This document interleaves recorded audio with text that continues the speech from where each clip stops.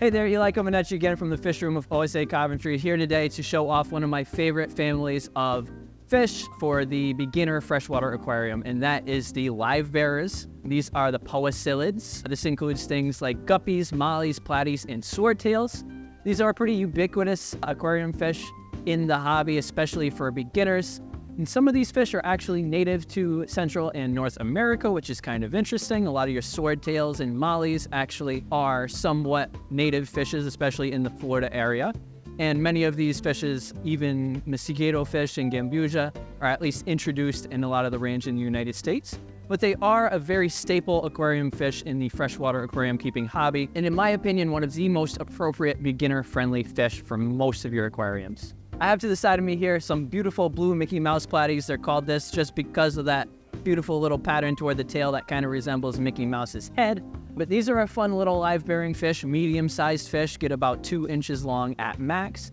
And what's one of the funnest things about keeping live-bearing fishes is that they are insanely easy to breed in aquariums. So I would say platies are often appropriate for a 10, 15, 20-gallon tank. The larger the tank, the more you're going to be able to fit and the more breeding you're going to allow to have. But with the platies, swordtails, mollies, guppies, any of the fish of that nature, it is very easy to breed these fish, and seeing as they're called live bearers, they do give live birth. One of my favorite facts about these fish is you can actually tell the males and females apart just by the fin that's on their stomach, with the females basically having a fin that's shaped in almost a right angle. If you were to get a close-up on a lot of these fish, it's very easy to tell. And the males have a fin that is straight forward. It points straight back toward their tail, and that's called their gonopodium, which is actually their reproductive organ. These fishes are very prolific. They do breed very quickly if they are kept well fed and the water is kept very clean. And as the females get larger and get older, their fecundity, or the number of offspring they can have per spawn, just gets increasingly larger and larger.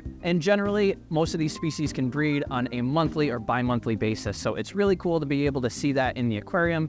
As you can see in this batch behind me, there's actually a really good size difference in some of these fish. Some of these were probably born in this tank as well. One of the coolest things about these fish is that when they are actually born or laid into the tank, the fish are usually of a decent size. They often don't have much of a yolk sac left, and they often will take small pelleted or flake food right off the bat. And a lot of these fish actually are going to graze that small bugs and algae that already occur in the tank too.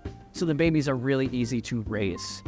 Any of your live-bearing fish prefer a little bit more of a laid-back aquarium. They are definitely not the most boisterous fish. They are a little bit shy on occasion, but they are very active, so placing them with like-sized fish and like-temperamented fish is most important to make sure that you have success long-term. And if you do want to have success raising babies, just being careful to provide enough hiding spaces in the tank for the babies to hide in, and not adding any real predatory fish or any real large fish to the aquarium that might snack on those babies, and you should have a really good chance at raising some of these young in your own aquarium. Like I mentioned earlier, the platies are one of the most medium-sized of the live bearers, probably most of them reaching 2.5 inches. But a lot of these live bearers are actually hybridized. Platies and swordtails can be bred together pretty easily, so oftentimes you're not seeing full-blooded platies or full-blooded swordtails, but somewhere in between. The swordtails tend to be one of the larger of the live bearers, usually 3 to 5 inches full-grown, and especially if you take that spike or the sword that they get their name from, sometimes they're even pushing 5 or 6 inches with that in mind. However, they're still appropriate for some of your smaller aquariums. I would say a 20-long or a 30-gallon tank is probably appropriate for most of these. Making sure you have a tight-fitting lid, especially with the swordtails, is definitely worth consideration, or just having a large enough aquarium that they don't feel cramped, as the swordtails in specific tend to be a little more prone to jumping than some of your other live bearers. And even mollies, for that extent, sometimes can be as well. So usually a lid is in order to be able to keep these long-term. And I'll give you a little bit of a look at some of your different varieties of live bearers. We'll take a look at some guppies and platies and swordtails. They come in just about every color under the sun, which is super cool. Very diverse, and if you mix different colors, oftentimes the babies are going to come out different colors if you do plan on breeding, or some people like to just keep pure strange just to keep that exact coloration going. But they are really rewarding and fun, beginner-friendly, breedable fish for your freshwater aquariums that are really a lot of fun to keep long-term.